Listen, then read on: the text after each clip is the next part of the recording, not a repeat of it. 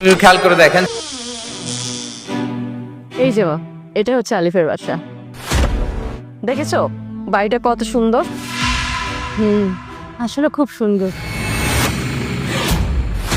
এই মেয়ে, তোর স্যারকে ডাক। স্যার? কোন স্যার? আরে কোন স্যার মানে?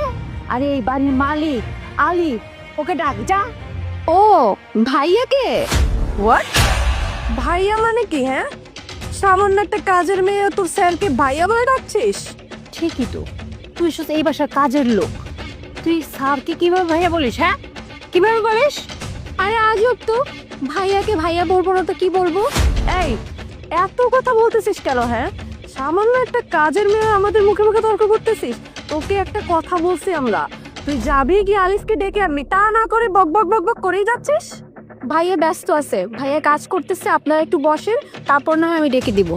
এই সামান্য একটা কাজের মেয়ে এত কথা বলিস কেন? হ্যাঁ, আসলে কি জানিস, আলিফ না ওকে খুব মাথায় উঠায় ফেলছে। এই এত কথা না বলে আলিফকে ডেকে নিয়ে আয়।